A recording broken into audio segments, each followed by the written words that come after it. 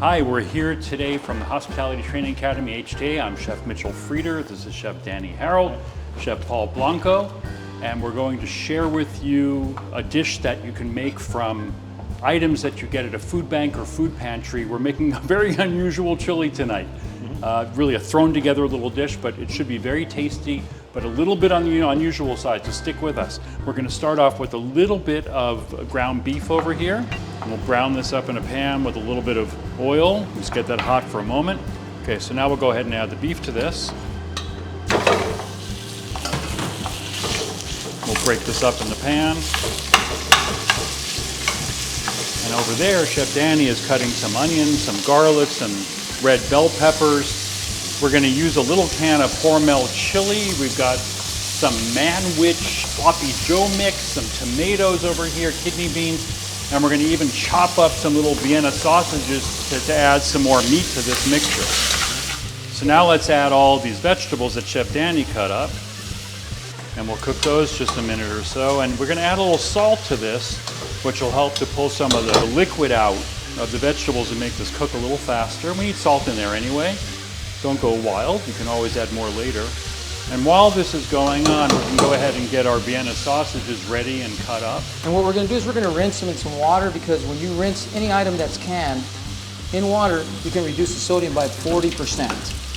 It's a great way to use these items that are commonly found in the pantry, in food banks. In fact, we went down the grocery aisle as if we were in the food pantry, picking out items that are commonly in the boxes, commonly given out.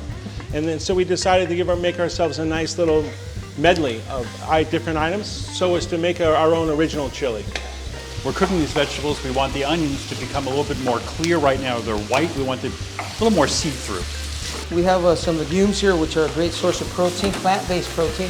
This is a combination of a lot of things that are found in the pantries, and we're going to turn it into a classic dish. We actually got this Vienna sausage is actually a low-sodium sausage. It's actually a chicken-based one. That's right. So as to not infuse a lot of maybe pork products or other sort of fillers like that. We went with chicken. We thought it would be a little healthier. Definitely not a traditional chili. Not traditional, right? We have our sloppy joe mix going on. And we'll add some tomatoes to this. Not too much, I don't think. Yep. And the red beans. And we can add some of our spices in now too, but a whole bunch of paprika. Now, if you have some whole chilies you want to use, you certainly could use those as well. Just soak them in some water first, some hot water. Drain them, pull out the seeds first. But this is just ground chili, so it's the same thing. And that's a mild smoked paprika. And here's a little bit of a cayenne, so that's add some spice, and you can make that as spicy or mild as you like. We'll add in some granulated garlic as well, a fair bit of cumin, and also some oregano. Don't be shy on the oregano. It's got a nice texture. Yeah, it's looking pretty good already. Beautiful. Our Vienna sausage all chopped up. And that just bulks it up and makes it ready to go for some more folks. Now, if you're in a hurry, this is ready to eat. But if you have a good half an hour, 40 minutes, you can let that simmer for a while, let those flavors come together and meld, and make a deeper, richer character in your chili. Just make sure you're adding water as needed. But this texture is quite lovely. Also, Chef, it might be even better for the next day.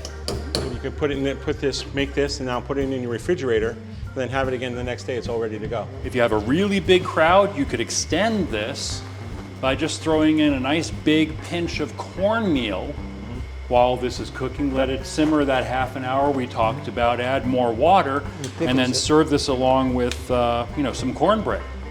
And you could feed quite a few more people. I mean, this is a very rich dish with a lot of meat in it, so you can stretch this out and serve quite a number of people. You taste it and you make sure that you like the salt, you like the pepper, that all those spices we put in are represented and are balanced. If one is weaker, add a little tiny bit more of it, but make sure that you're giving it enough time for those flavors to come in. So we've garnished this with some onion, with some cheese. You can use some green onions on this, some cilantro on top, whatever you like, whatever makes you happy. And we hope you enjoyed making this with us tonight, and thank you for being here.